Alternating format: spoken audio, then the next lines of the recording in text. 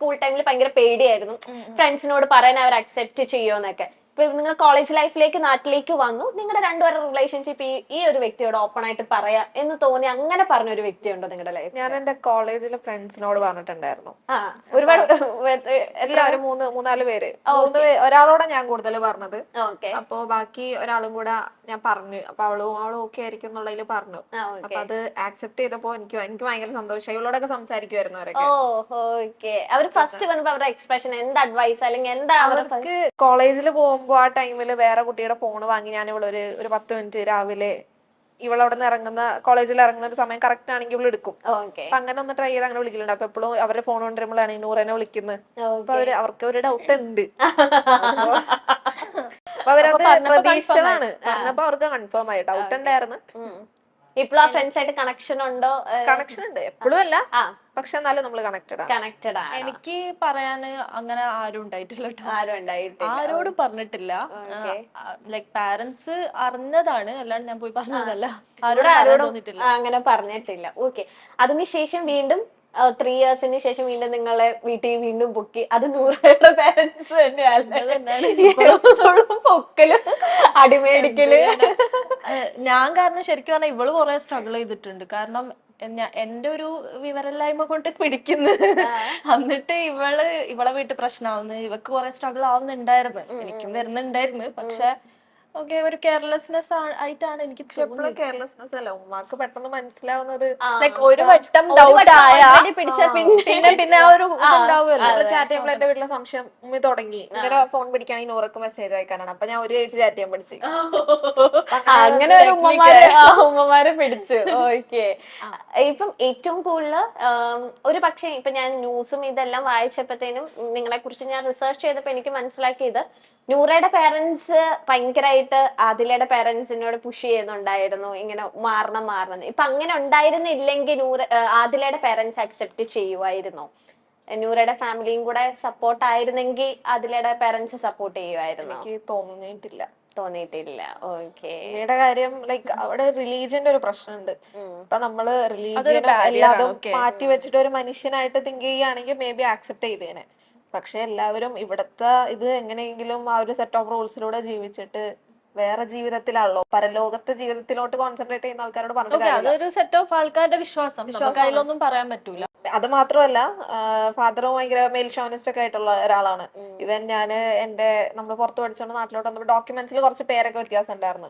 അപ്പൊ ജോലിക്കൊക്കെ ഇതാകണമെങ്കിൽ പേരെല്ലാം കറക്റ്റ്, എനിക്ക് ഡോക്യുമെന്റ്സ് ഒക്കെ ഒന്ന് നമ്മൾ ഇറങ്ങുന്നതിന് മുന്നേ ക്ലിയർ ആക്കണമെന്നുണ്ടായിരുന്നു. അപ്പൊ അതിനൊക്കെ വേണ്ടി ഞാൻ ഇങ്ങനെ അക്ഷയയിലൊക്കെ പോകുമ്പോൾ നീ എന്തിനാ അതൊക്കെ പേരൊക്കെ മാറ്റണം, എന്തായാലും കല്യാണം കഴിക്കാൻ പോണേട്, ജോലിക്കൊന്നും പോകില്ല, പിന്നെ എന്തിനാ അങ്ങനെയൊക്കെ ഉള്ളൊരു കല്യാണം എന്നല്ലാതെ വേറെ ഒരു ഇതില്ല മൈൻഡില്. അതിന്റെ എക്സ്ട്രീം ആയിരുന്നു.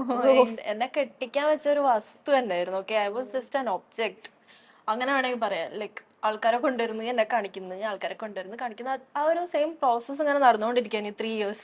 എങ്ങനെയോ ആണ് സ്ട്രഗിൾ ചെയ്ത് പോകുന്നത്. ഒരുപാട് സ്ട്രഗിൾ ഉണ്ടായിരുന്നു ബൈ ദ വേ.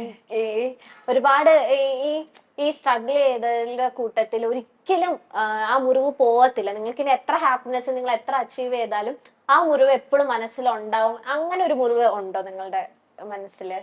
അതെ, ഉണ്ടായിട്ടുണ്ട്. ഇപ്പോ ഞങ്ങളെ റിലേഷൻഷിപ്പിന്റെ മാറ്ററിൽ വെച്ച് പറയുകയാണെങ്കിൽ അങ്ങനത്തെ മുറിവുകൾ ഉണ്ടായിട്ടുണ്ട്. പാരന്റ്സ് തന്നിട്ടുണ്ട്. എന്താ വെച്ചാൽ ഞങ്ങൾ അത്രയും അവരെ ട്രസ്റ്റ് ചെയ്തിട്ട് ഞങ്ങളൊരു ചാൻസ് കൊടുത്തു. Okay, please try to understand us. ഞങ്ങൾക്ക് എന്താ പറയുക, നിങ്ങൾ പറയുന്ന തൊട്ട് ഞങ്ങൾക്ക് ആവാൻ പറ്റൂല. ഓക്കെ, എനിക്കിപ്പോൾ ഇവ ഇഷ്ടമാണ്, ഇവക്ക് എന്നെ ഇഷ്ടമാണ്. അതുപോലെ ഒരു തെറാപ്പി തന്നിട്ടോ ഡോക്ടറെ കാണിച്ചിട്ടോ ഒന്നും നേർക്കാക്കാൻ പറ്റുന്ന ഒരു കാര്യമല്ല. That is not something to be done. അപ്പോ ഞങ്ങൾ ട്രസ്റ്റ് ചെയ്തു, ഞങ്ങൾ ഒരു ചാൻസ് കൊടുത്തു. പിന്നെ അവിടെ കൊടുത്തെന്ന് പറയുമ്പോ ആൾക്കാർ തെറ്റിദ്ധരിക്കും, നമ്മളങ്ങനെ മക്കള് ചാൻസ് കൊടുത്ത് അങ്ങനെയല്ല. പാരന്റ്സിനെ ഞങ്ങൾക്ക് വേണം, ഞങ്ങൾക്ക് വേണം എന്നുള്ളൊരു ഇത് ഉണ്ടെന്ന് പറഞ്ഞു. അതായത് അവരാ വെറുപ്പിച്ച് അങ്ങനെയല്ല. കാര്യങ്ങളൊന്നും ഞങ്ങൾ ഓപ്റ്റ് ചെയ്ത ഒരു ഇതേ അല്ലായിരുന്നു. ഓക്കെ, ഞങ്ങൾ അതൊന്നും ഇല്ലാണ്ട് ഫുള്ളി ഓപ്റ്റ് ഓക്കെ, ഞങ്ങള് മുന്നോട്ട് പോവാം, ഇഫ് യു അണ്ടർസ്റ്റാൻഡ് അസ്. ഞങ്ങളത് പാടു നോക്കി ഞങ്ങൾ ജീവിച്ചോളാം, ജോലി ചെയ്ത് ആർക്കും ഒരു ശല്യമില്ലാണ്ട് ഞങ്ങൾ ജീവിച്ചോളാം. അതൊന്നും കേൾക്കാണ്ട് പിന്നെയും ഞങ്ങളെ സെപ്പറേറ്റ് ചെയ്യാൻ നോക്കി. അത് വലിയൊരു മുറിവ്, അതെപ്പോ ഇതാക്കിയാലും മാറില്ല. ഇപ്പൊ നിങ്ങൾ 12th വരെ സൗദിയിലായിരുന്നല്ലോ. അപ്പൊ ഈ കേരളത്തിലത്തെ ലോസിനെ പറ്റി, ഇവിടത്തെ ഇങ്ങനെയൊക്കെ പോയ ഇങ്ങനത്തെ ഒരു നിയമസഹായം ഉണ്ട്, അങ്ങനെയൊക്കെ നിങ്ങൾക്ക് നോളജ് തന്നത് ആരാണ്? കമ്മ്യൂണിറ്റിയിലുള്ള ആൾക്കാർ നോളേജ് തന്നിട്ടുണ്ടായിരുന്നു. നമ്മള് സ്റ്റാർട്ടിങ്ങിൽ കമ്മ്യൂണിറ്റിയിലുള്ള ആൾക്കാരല്ല, നമ്മൾ കുറെ റീസെർച്ച് ചെയ്തിട്ടുണ്ടായിരുന്നു. ഓക്കെ. പക്ഷെ കൂടുതൽ കാണുന്നത് ട്രാൻസ്ജെൻഡേഴ്സിന്റെ കാര്യങ്ങളാണ് നമ്മൾ കണ്ടുകൊണ്ടിരുന്നത്, ഇന്റർനെറ്റിലും പെട്ടെന്ന് അവൈലബിൾ ആയിട്ടുള്ളത്. അതല്ലാതെ നമ്മുടെ നാട്ടിൽ വന്ന നമ്മുടെ ലെസ്ബിയൻ, ആ, ഗേ അങ്ങനെ നമ്മൾക്ക് നമ്മള് വലിയൊരു പിന്നീട് ഐഡിയ ഇല്ലായിരുന്നു. അതിനൊന്നും തീരെ ഐഡിയ, ട്രാൻസ്ജെൻഡേഴ്സിന്റെ ഇത് മാത്രമേ ഉള്ളൂ നമ്മൾ അതെ അതെ കാണുന്നത്, അതെ അതെ വേറെ ഒന്നും സത്യം. ഇല്ലല്ലോ. ഇല്ല ഇല്ല.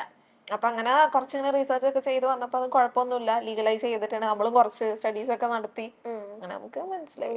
അപ്പൊ ഇത്രയും സ്ട്രിക്റ്റ് ആണല്ലോ, അപ്പൊ നിങ്ങളുടെ രണ്ടുപേരുടെ വീട്ടിൽ ഇത്രയും പൂട്ടിട്ട്, അപ്പൊ എങ്ങനെ ഒരു ഫസ്റ്റ് ഒരു മീഡിയ അപ്രോച്ചിലേക്ക് അതിലേക്ക് എങ്ങനെ എത്തിപ്പെടാം? കാരണം പേരൻസിന്റെ കണ്ണു വെട്ടിച്ച് വേണമല്ലോ നിങ്ങൾക്ക് ഓരോ കാര്യങ്ങളും ചെയ്യാനായിട്ട്. ഇവളാണ് ഫസ്റ്റ് ലൈക് മീഡിയയിലൊരു ഞാൻ ആക്ച്വലി FB-ല് ഒരു വീഡിയോ ഇട്ടതാ, ഇൻസ്റ്റാഗ്രാമില്.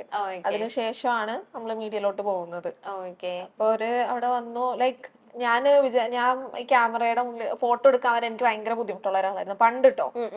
അതെ, ഭയങ്കര എന്തോ പോലെയായിരുന്നു എനിക്ക് ഫോട്ടോ എടുക്കാനും വീഡിയോ എടുക്കാനൊക്കെ ഭയങ്കര അങ്ങനത്തെ ഒരു ഇതില് കഴിക്കാനാ വെറുതെ ഒരു ഇങ്ങനെ എടുക്കും, അങ്ങനത്തെ ഒരു ഇതായിരുന്നു. പക്ഷെ അപ്പ ആ ഒരു നേരത്ത് എനിക്ക് എന്ത് സ്ട്രെങ്ത്തിലാണ് ഞാൻ അത് പറഞ്ഞതെന്ന് എനിക്കറിയില്ല, ഇപ്പോഴും എനിക്കറിയില്ല. ലൈക്ക് ഇത്രത്തോളം അതിന്റെ ഇടയ്ക്ക് ഞാൻ അബ്യൂസ്ഡ് ആയിട്ടുണ്ട് ആ ഒരു ടൈമില്. പിന്നെ ഫാദറിന്റെ അബ്യൂസ് ഉണ്ടായിട്ടുണ്ട്. പിന്നെ വേറെ റിലേറ്റീവ്സ് ഉണ്ട്, എളാപ്പാന്ന് പറയുന്ന ആൾക്കാരുണ്ട്. അവരൊക്കെ മോശമായിട്ട് വാ നിങ്ങൾക്ക് ഹോട്ടലിൽ പോവാ, നിങ്ങൾക്ക് ഞാൻ വേണമെങ്കിൽ നിങ്ങളുടെ ഭർത്താവായിട്ട് നിക്കാന്നുള്ള രീതിക്കൊക്കെ സംസാരിച്ചിട്ടുണ്ട്. ഇവരെ വിചാരം ഒരു കൂടെ കിടന്ന എന്തോ മാറും എന്നുള്ളൊരു സംഗതി. ഇതൊക്കെ നമ്മൾ കേട്ടും ഇത്ര അനുഭവിച്ച് വന്ന് നിൽക്കുമ്പോ എന്ത് സ്ട്രെങ്ത്തിലാണ് ഞാൻ പറഞ്ഞത് എനിക്ക് ഇപ്പോഴും അറിയില്ല. പക്ഷെ ആ ഒരു സംഭവങ്ങളൊക്കെ ആയിരിക്കും എന്നെ അങ്ങനെ ഷേപ്പ് ചെയ്ത് എനിക്കത് പറയാനുള്ള ഒരു സ്ട്രെങ്ത് തന്നതും അങ്ങനെയാണെന്നാണ് എനിക്ക് തോന്നുന്നത്. അതെ അതെ, ആ ന്യൂസിലൊക്കെ ഭയങ്കര മെച്യൂർഡ് ആയിട്ട് ഓരോ കാര്യങ്ങളും അതിലാണ് ഏറ്റവും കൂടുതൽ. കാരണം നൂറേനെ ഇല്ലായിരുന്നല്ലോ, അപ്പൊ ഭയങ്കര മെച്യൂർഡ് ആയിട്ടാണ് സംസാരിച്ചത്. അപ്പൊ ഞാൻ ആ ന്യൂസ് വായിച്ചപ്പം ഒരുപാട് പേര് കമന്റ്സ്, ഇപ്പം ഒരുപാട് ഞങ്ങൾ ഇങ്ങനെ ഇന്റർവ്യൂസ് ചെയ്യുമ്പോഴത്തേനും ഇപ്പൊ നമ്മൾ ഓരോ കാര്യങ്ങളും അടിയിൽ കമന്റ്സ് വരുമല്ലോ, നിങ്ങൾക്ക് ഇരുന്ന് ചിരിക്കാം, സ്വന്തം കുടുംബത്തിൽ വന്നാലാണ് ആ വേദന അറിയുള്ളൂ എന്നാണ് എല്ലാ ഇന്റർവ്യൂസിന്റെ അടിയിലും ഞാൻ കണ്ടത്. ഇപ്പൊ ഏതൊരു അവതാരിക പറഞ്ഞാലും നിങ്ങൾക്ക് ഇവരെ ഇത് ചെയ്യാം, സ്വന്തം കുടുംബത്തിൽ വന്നിട്ടുണ്ടെങ്കിൽ എന്ത് ചെയ്യും. അപ്പൊ അങ്ങനത്തെ ഒരുപാട് കമന്റ്സ് നിങ്ങളും കണ്ടിട്ടുണ്ടാവൂലേ ഇപ്പൊ ഓരോ ഇന്റർവ്യൂസിന്റെ തന്നെ. അപ്പൊ അങ്ങനെ കമന്റ്സ് ഇടുന്നവരോട് എന്താ പറയാനുള്ളത്? ഇപ്പൊ ഇതിൽ വരുന്നത് ഇത് പറയുന്നുണ്ടല്ലോ, ഞങ്ങൾക്ക് വന്നത് ഞങ്ങൾക്കേ അറിയുള്ളൂ, അവർക്ക് എങ്ങനെ ഇരുന്ന് പറയാം. ഇപ്പൊ ഞാനും ഇവള് ഗോത്രൂ ചെയ്ത് രണ്ടും എന്റെ ഡിഫറെന്റ് സാധനമാണ്. ഒരുമിച്ചുള്ളപ്പോൾ അത് ഗോത്രൂ ചെയ്ത് സിമിലാരിറ്റീസ് ഉണ്ട്, പക്ഷെ നമ്മൾ എഫക്ട് ചെയ്യുന്നത് ഡിഫറെന്റ്ലി ആയിരിക്കും. അപ്പൊ അത് ഇങ്ങനെ ആൾക്കാർക്ക് കമന്റ് ചെയ്യാം. That's it. ഇപ്പോഴും ഞങ്ങളെ സം പാർട്സ് ആർ മിസ്സിംഗ്, അങ്ങനെയാണ് പറയുന്നത്. വി ആർ നോട്ട് കംപ്ലീറ്റ് കാരണം ട്രോമ എഫക്റ്റഡ് ആണ്. ലോട്ട് ഓഫ് തിങ്സ് ഞങ്ങൾക്ക് സ്ട്രഗിൾ ആയി വന്നിട്ടുണ്ട്. ഇപ്പോഴും അത് ഞങ്ങളെ എഫക്ട് ചെയ്യാറുണ്ട്. ഓക്കെ, അതും ഞങ്ങളതൊന്നും ഓവർ എക്സ്പ്രസ് ചെയ്യാറൊന്നുമില്ല, യൂട്യൂബിലാണെങ്കിലും എവിടെ ആണെങ്കിലും ഞങ്ങൾ ഓവർ അത് പറഞ്ഞ് കരച്ചില് വീഴ്ചില് അതൊന്നും ഞങ്ങൾക്ക് താല്പര്യമല്ല. ഓക്കെ, കഴിഞ്ഞത് കഴിഞ്ഞു, we just have to move on, അത്രേ ഉള്ളൂ. പിന്നെ ഈ പറയുന്നുണ്ടല്ലോ നിങ്ങളെ വീട്ടിലും ഇങ്ങനത്തെ ആൾക്കാരുണ്ടാവണം, അങ്ങനെ പറയുന്ന ആൾക്കാരുണ്ട്. Okay, let it be. Like ഇപ്പൊ ഈ പറയുന്ന ആൾക്കാരെ വീട്ടിലാണെങ്കിലും കമ്മ്യൂണിറ്റിയിലുള്ള ആൾക്കാരുണ്ടെങ്കിൽ ഇവരെന്താക്കും, കൊല്ലുവോ, എന്തെങ്കിലും ചെയ്യാൻ പറ്റില്ല. ഇവരെ മക്കള് ഇവര് കൊല്ലുവോ? കൊല്ലാണ് കൊല്ലട്ടെ, എന്നാ പിന്നെ അതിന്റെ നിയമത്തിന്റെ സ്ട്രഗിൾ ചെയ്യണ്ടല്ലോ, കൊന്നോട് പിന്നെ ഒന്നും അറിയേണ്ട ആവശ്യമില്ലല്ലോ. പിന്നെ അവർക്ക് ആ ഗിൽറ്റ് വെച്ചിട്ട് ജീവിക്കാൻ പറ്റുകയാണെങ്കിൽ ജീവിക്കട്ടെ. പ്രതിസന്ധികൾ തരണം ചെയ്ത് ജീവിതത്തിൽ പ്രണയ സഫലീകരണം നേടിയവരാണ് ആദിലയും നൂറയും. സുഹൃത്ത് നൂറയുമായി പ്രണയത്തിലാണെന്നും ഒരുമിച്ച് ജീവിക്കണമെന്നും കുടുംബാംഗങ്ങളോട് തുറന്നു പറഞ്ഞതോടെയാണ് ആദിലയും നൂറയും പ്രതിബന്ധങ്ങളിലേക്ക് എത്തിപ്പെടുന്നത്. സൗദിയിലെ സ്കൂളിൽ പഠിക്കുമ്പോൾ +1 വെച്ചാണ് ആദില നൂറയെ കണ്ടുമുട്ടുന്നത്. ഇരുവരും തമ്മിലുള്ള സൗഹൃദം വൈകാതെ പ്രണയമായി വളരുകയായിരുന്നു. ഒരുമിക്കണം എന്ന് ചിന്തിച്ചപ്പോഴാണ് വീട്ടുകാർ റെസ്ട്രിക്ഷൻസ് കൊണ്ടുവരുന്നത്. അവർ വേഗം വിവാഹം ചെയ്യിപ്പിക്കാൻ നോക്കി. ഒരിക്കൽ പോലും എന്തുകൊണ്ടാണ് ഞങ്ങൾ ഇങ്ങനെ ചിന്തിച്ചത് എന്നവർ ഒരിക്കലും അന്വേഷിച്ചില്ല. റൂൾ ഇതാണ്, അതുകൊണ്ട് നിങ്ങളും ഇങ്ങനെ ആകണം എന്ന ചിന്ത ഞങ്ങളിലും അടിച്ചേൽപ്പിച്ചു. അപ്പോഴാണ് വീട് വിട്ടിറങ്ങാം എന്ന തീരുമാനത്തിൽ എത്തുന്നത്. ആദ്യകാലങ്ങളിൽ ഞങ്ങൾക്കും മനസ്സിലായിരുന്നില്ല ഐഡന്റിറ്റി. പിന്നീട് ഗൂഗിളിലും മറ്റും സെർച്ച് ചെയ്തപ്പോഴാണ് കാര്യങ്ങളിൽ ഒരു വ്യക്തത വരുന്നത്. തുടക്ക സമയത്ത് നമുക്ക് ഫ്രണ്ട്ഷിപ്പിൽ തന്നെ ഒരു പൊസസീവ്നെസ്സും മറ്റും ഉണ്ടായിരുന്നു എന്ന് ആദിലയും നൂറയും പറയുന്നു. ഓപ്പോസിറ്റ് ജെൻഡർ ആയിരുന്നുവെങ്കിൽ വിവാഹം കഴിക്കാമായിരുന്നല്ലോ, രണ്ടാളും മുസ്ലിം ആയിരുന്നു, അപ്പോൾ വിഷയം ഉണ്ടാകില്ലല്ലോ എന്ന ചിന്തയും വന്നു. ഇനി എന്ത് എന്ന് ചിന്തിക്കുമ്പോഴാണ് ഗൂഗിളിൽ നിന്നും നമുക്ക് ഒരുമിച്ച് ജീവിക്കാം എന്ന് മനസ്സിലാക്കുന്നത് എന്നും ഇരുവരും പറയുന്നു. വീട്ടിൽ പറയേണ്ട കാര്യം വന്നിട്ടില്ല, അല്ലാതെ തന്നെ അവർക്ക് കാര്യങ്ങൾ മനസ്സിലായി എന്നും അറിഞ്ഞ സമയത്ത് അവർ ഞെട്ടിപ്പോയി എന്നും പറയുന്നു.